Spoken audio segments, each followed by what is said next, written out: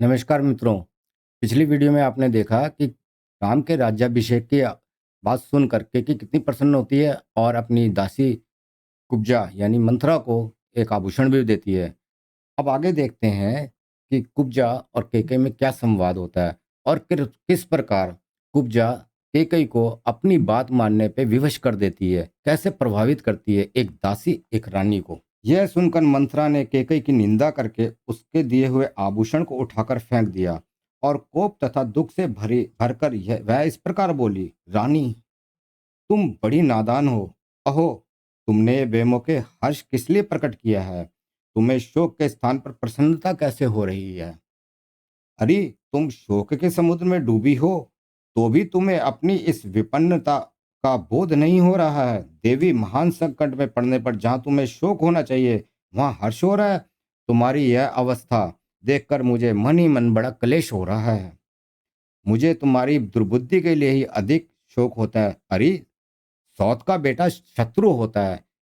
यहाँ पर मंत्रा बता रही है कि कौशल्या तुम्हारी सौतन है और उसका जो बेटा है वो सदैव तुम्हारे लिए शत्रु होगा, तुम्हारा कभी हित नहीं करेगा। और वो किस तरह से केकई को ये जता देती है, वह सुतली माँ के लिए साक्षात मृत्यु के समान है। भला उसके अभ्युदय का अवसर आया देख कौन बुद्धिमती स्त्री अपने मन में हर्ष मानेगी। यहाँ पर मंथरा केकई को बता रही है कि कौशल्या उसकी सौतन है और उसका जो बेटा है वो कभी उसका हित नहीं करेगा और कौशल्या राजमाता बन जाएगी और केकई को उसको की दासी के तौर पर रहना पड़ेगा। ये बात केकई के मन में बिठाने के लिए वो आगे क्या क्या कहती है, ध्यान से सुनिए। यह राज्य भरत और राम दोनों के लिए साधारण भोग वस्तु है। इस पर दोनों का समान अधिकार है, इसलिए श्री राम को भरत से ही भय है। यानी मंत्रा ये बताने की कोशिश कर रही है कि भरत को से हमेशा राम को भय रहेगा, क्योंकि राम को लगेगा मेरे बाद ये उत्तराधिकारी बनने वाला है और ये मुझे राज्य से हटा सकता है, तो भरत का वो अहित करना चाहेंगे। और ये बात केकई के मन में बिठाने के लिए वो तरह तरह के तर्क देती है। आगे सुनते हैं। यही सोचकर मैं विषाद में डूबी जाती हूँ, क्योंकि भयभीत से ही भय प्राप्त होता है। अर्थात आज जिसे भय है वही राज्य प्राप्त कर लेने पर जब सबल हो उठेगा तब अपने भय के हेतु को उखाड़ फेंकेगा, यानी भरत को। महाबाहु लक्ष्मण संपूर्ण हृदय से श्री रामचंद्र के अनुगत हैं। जैसे लक्ष्मण श्री राम के अनुगत हैं, उसी तरह शत्रुघ्न भी भरत का अनुसरण करने वाले हैं। यहाँ पर तरह तरह से वो बताती हैं कि किस प्रकार राम के राजा बन जाने पर भरत और केकई की दुर्दशा होने वाली है। अंततः केकई क्या कहती हैं? कुब्जे श्री राम धर्म के ज्ञाता, पुण्यवान, जितेंद्रिय, कृतज्ञ, सत्यवादी और पवित्र होने के साथ ही महाराज के ज्येष्ठ पुत्र हैं। अतः युवराज होने के योग्य वे ही हैं। यानी केकई अब तक मानती है, इतना कहने के बावजूद भी, कि राम का ही अधिकार बनता है सिंहासन पर, परंतु वे दीर्घजीवी होकर अपने भाइयों और भ्रातृयों का पिता की भांति पालन करेंगे। कुब्जे, उनके अभिषेक की बात सुनकर तू इतनी जल क्यों रही है? श्री राम की राज्य प्राप्ति के 100 वर्ष बाद नरश्रेष्ठ भरत को भी निश्चय ही अपने पिता पितामहों का राज मिलेगा। पिता यानी दशरथ का राज, पितामहों यानी दादा परदादाओं पूर्वजों का राज उसे मिलेगा भरत को 100 साल बाद। ये केकई को लगता था। मंत्र ऐसे अभ्युदय की प्राप्ति के समय, जबकि भविष्य में कल्याण ही कल्याण दिखाई दे रहा है, तो इस प्रकार जलती हुई सी संतप्त क्यों हो रही है? मेरे लिए जैसे भरत आदर के पात्र हैं, वैसे ही बल्कि उनसे भी बढ़कर श्री राम है, क्योंकि वे कौशल्या से भी बढ़कर मेरी बहुत सेवा किया करते हैं। यदि श्री राम को राज मिल रहा है तो उसे भरत को मिला हुआ समझ, क्योंकि श्री रामचंद्र अपने भाइयों को भी अपने ही समान समझते हैं। केकई की याद बात सुनकर मंथरा को बड़ा दुख हुआ। वह लंबी सांस खींचकर केकई से बोली, रानी, तुम मूर्खतावश अनर्थ को भी अर्थ समझ रही हो। तुम्हें अपनी स्थिति का पता ही नहीं है। तुम दुख के समय महासागर में डूब रही हो, जो शोक और व्यसन से महान विस्तार को प्राप्त हो रहा है। कैकेयी राजकुमारी, जब श्री रामचंद्र राजा हो जाएंगे, तब उनके बाद उनका जो पुत्र होगा उसी को राज मिलेगा। भरत तो राज परंपरा से ही अलग हो जाएंगे।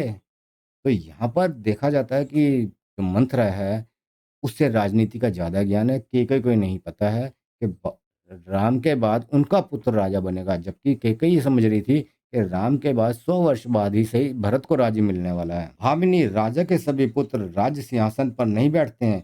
यदि सबको बिठा दिया जाए तो बड़ा भारी अनर्थ हो जाएगा। परम सुंदरी कैकेयी नंदिनी, इसलिए राजा लोग राजकाज का भार ज्येष्ठ पुत्र पर ही रखते हैं। यदि ज्येष्ठ पुत्र गुणवान ना हो तो दूसरे गुणवान पुत्रों को भी राज सौंप देते हैं। इसलिए मैं तुम्हारे ही हित की बात सुझाने के लिए यहाँ आई हूँ, परंतु तुम मेरा अभिप्राय तो समझती नहीं, उल्टे सौत का अभ्युदय सुनकर मुझे पारितोषिक देने चली हो। याद रखो, यदि श्री राम को निष्कंटक राज्य मिल गया तो वे भरत को अवश्य इस देश से बाहर निकाल देंगे अथवा उन्हें परलोक भी पहुंचा सकते हैं। यहाँ पर तरह तरह से है दिखा रही है मंथरा केकई को कि आगे क्या होने वाला है, और तू जाग अभी समझ। आगे कहते हैं, अतः श्री रामचंद्र महाराज के महल से ही सीधे वन को चले जाएं, मुझे तो यही अच्छा जान पड़ता है और इसी में तुम्हारा परम हित है। यदि भरत धर्मानुसार अपने पिता का राज प्राप्त कर लेंगे तो तुम्हारा और तुम्हारे पक्ष के अन्य सब लोगों का भी कल्याण हो जाएगा। यहाँ तक कि मंथरा केकई को राम और भरत के आपसी सौतेलेपन का भी आभास कराती है। सौतेला भाई होने के कारण जो श्री राम का सहज शत्रु है, वह सुख भोगने के योग्य तुम्हारा बालक भरत राज्य और धन से वंचित हो जाएगा। राज पाकर समृद्धशाली बने हुए श्री राम के वश में पड़कर कैसे जीवित रहेगा।